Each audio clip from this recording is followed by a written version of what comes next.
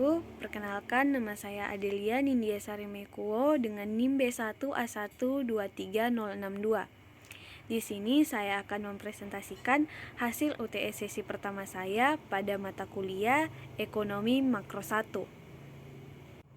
Langsung saja saya akan menjelaskan pada slide pertama apa yang dimaksud dengan keseimbangan pasar barang dan jelaskan konsep I sama dengan S. Keseimbangan pasar barang atau konsep I sama dengan S adalah konsep ekonomi yang mengatasi hubungan antara permintaan dan penawaran di pasar barang dan jasa. I adalah permintaan, S adalah penawaran. Dan I sama dengan S adalah hubungan yang menunjukkan bahwa permintaan sama dengan penawaran.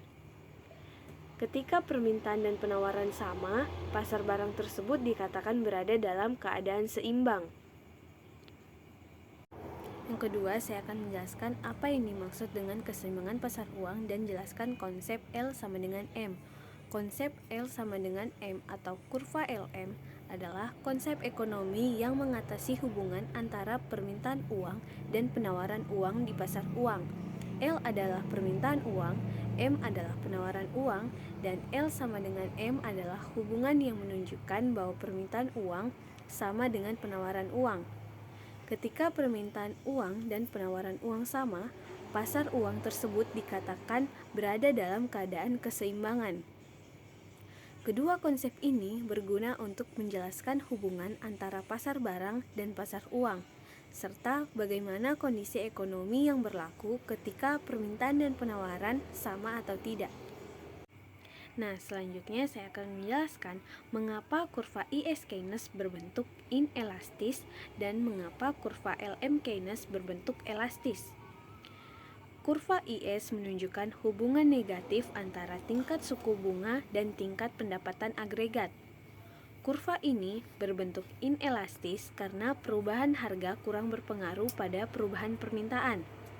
Jika suku bunga naik, biaya pinjaman untuk investasi menjadi lebih tinggi, sehingga investasi cenderung menurun. Penurunan investasi ini akan menurunkan permintaan agregat dan pada akhirnya akan menurunkan pendapatan agregat. Oleh karena itu, kurva IS memiliki kemiringan negatif. Sedangkan mengapa kurva LM berbentuk elastis? Kurva LM menunjukkan hubungan positif antara tingkat suku bunga dan tingkat pendapatan agregat. Kurva ini berbentuk elastis karena perubahan suku bunga akan berdampak signifikan pada permintaan uang. Jika pendapatan naik, permintaan uang untuk transaksi juga akan naik. Untuk menjaga keseimbangan antara permintaan dan penawaran uang, suku bunga harus naik. Oleh karena itu, kurva LM memiliki kemiringan positif. Selanjutnya saya akan menjelaskan mengapa kurva IS moneteris berbentuk elastis dan mengapa kurva LM moneteris berbentuk inelastis. Kurva IS moneteris berbentuk elastis karena perubahan tingkat suku bunga memiliki dampak yang signifikan terhadap investasi. Dalam model moneteris, perubahan kecil dalam suku bunga dapat menghasilkan perubahan besar dalam tingkat pendapatan agregat. Ini karena investasi sangat sensitif terhadap perubahan suku bunga. Jadi, jika suku bunga naik, investasi akan turun secara signifikan, yang pada gilirannya akan menurunkan pendapatan agregat. Sedangkan mengapa kurva LM moneteris berbentuk inelastis? Kurva LM moneteris berbentuk inelastis karena perubahan dalam pendapatan agregat memiliki dampak yang relatif kecil terhadap permintaan uang. Dalam model moneteris, permintaan uang terutama ditentukan oleh suku bunga dan kurang dipengaruhi oleh pendapatan agregat. Oleh karena itu, meskipun pendapatan agregat naik, permintaan uang mungkin tidak berubah secara signifikan. Akibatnya, kurva LM cenderung berbentuk inelastis. Kemudian, yang terakhir, saya akan menjelaskan kebijakan manakah yang lebih efektif menurut Keynes dan moneteris berdasarkan pergeseran kurva, fiskal atau moneter. Teori Keynesian memiliki pendekatan yang berbeda dalam menangani pergeseran kurva dalam ekonomi. Berikut adalah beberapa kebijakan efektif menurut Keynes berdasarkan pergeseran kurva. Yang pertama adalah kebijakan fiskal ekspansif. Jika ekonomi sedang dalam resesi, solusi Keynesian adalah kebijakan fiskal ekspansif yang menggeser kurva permintaan agregat ke arah kanan.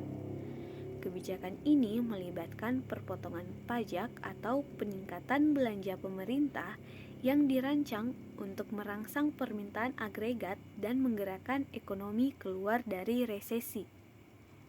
Dan yang kedua adalah kebijakan fiskal kontraktif. Ketika ekonomi beroperasi di atas PDB potensial, inflasi menjadi perhatian. Dalam situasi ini, respon Keynesian adalah kebijakan fiskal kontraktif yang menggeser permintaan agregat ke arah kiri. Kebijakan fiskal kontraktif terdiri dari peningkatan pajak atau pemotongan belanja pemerintah yang dirancang untuk menurunkan permintaan agregat dan mengurangi tekanan inflasi. Sedangkan moneteris percaya bahwa perubahan dalam pasokan uang adalah penentu paling signifikan dari tingkat pertumbuhan ekonomi dan perilaku siklus bisnis. Mereka berfokus pada kebijakan moneter daripada fiskal. Berikut adalah beberapa kebijakan efektif menurut moneteris berdasarkan pergeseran kurva. Yang pertama adalah kebijakan moneter ekspansif. Jika ekonomi sedang dalam resesi atau pertumbuhan lambat, moneteris akan menganjurkan kebijakan moneter ekspansif. Ini melibatkan peningkatan pasokan uang dalam ekonomi yang akan menggeser kurva LM ke arah kanan. Peningkatan pasokan uang ini biasanya dicapai dengan menurunkan suku bunga atau membeli obligasi pemerintah atau yang dikenal sebagai operasi pasar terbuka. Tujuannya adalah untuk menurunkan suku bunga dan mendorong investasi dan konsumsi yang pada gilirannya akan meningkatkan permintaan agregat dan output.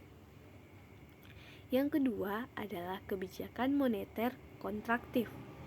Jika ekonomi mengalami inflasi, moneteris akan menganjurkan kebijakan moneter kontraktif. Ini melibatkan pengurangan pasokan uang dalam ekonomi yang akan menggeser kurva LM ke arah kiri.